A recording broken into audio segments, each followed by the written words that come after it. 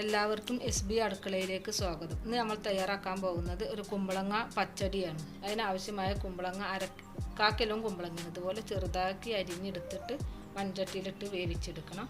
അതിലേക്ക് ഒരു 5 പച്ചമുളക് കീറിയിട്ടത്, 1.5 സ്പൂൺ ഉപ്പ് ഇട്ട് കൊടുക്കുക. 1/4 ഗ്ലാസ് വെള്ളം കൂടി വെച്ചിട്ട് നല്ലപോലെ ഇളക്കി ഒന്ന് അടുപ്പത്ത് വെച്ച് വേവിച്ചെടുക്കുക.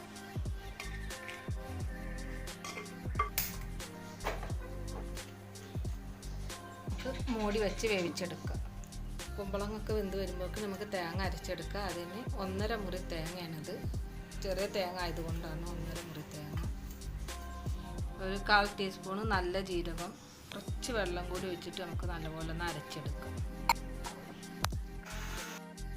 ഒരു 1/4 ടീസ്പൂൺ കടുക് ഇട്ട് കൊടുക്കുക. കടുക് ഇട്ടിട്ട് നല്ലപോലെ അരയരുത്, ഒന്ന് ചതച്ചെടുത്താൽ മതി.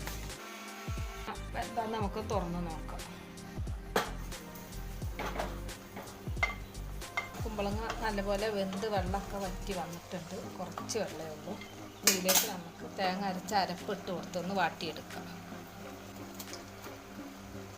തേങ്ങയുടെ പച്ചമണം മാറുന്നത് വരെ നമുക്കിതിലിട്ട് വഴറ്റിയെടുക്കാം.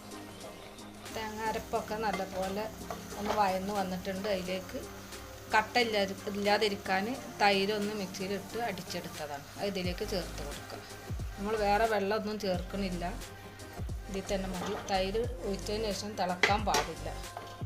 നല്ലപോലെ ഒന്ന് ചൂടായി വന്നാൽ മതി. തൈര് ഒഴിച്ച് നല്ലപോലെ ഒന്ന് ചൂടായി വന്നിട്ടുണ്ട്. ഇനി നമുക്ക് തീ ഓഫ് ചെയ്യാം. നമുക്ക് ആവശ്യമായ വെളിച്ചെണ്ണ ഒഴിച്ച് കൊടുക്കാം. വെളിച്ചെണ്ണ ചൂടായിട്ടുണ്ട്. 1 സ്പൂൺ കടുക് ഇട്ട് കൊടുക്കുക. കടുക് പൊട്ടി വന്ന് കുറച്ച് കറിവേപ്പില, കുറച്ച് ഉണക്കമുളക് മുറിച്ചിട്ടതാണ്, അതും കൂടി ഇട്ട് കൊടുക്കുക. താളിപ്പൊക്കെ ആയി വന്നിട്ടുണ്ട്. ഇനി നമുക്ക് സ്റ്റൗ ഓഫ് ചെയ്യാം.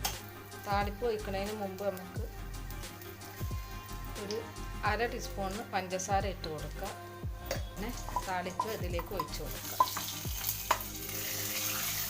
ഒരു 2 മിനിറ്റ് നേരം ഒന്ന് മൂടി വെക്കാം. നമ്മുടെ പച്ചടി ഇവിടെ തയ്യാറായിട്ടുണ്ട്. എല്ലാവരും വീട്ടിൽ ട്രൈ ചെയ്ത് നോക്കുക. വീഡിയോ ഇഷ്ടമായാൽ ലൈക്ക് ചെയ്ത് സബ്സ്ക്രൈബ് ചെയ്ത് സപ്പോർട്ട് ചെയ്യുക.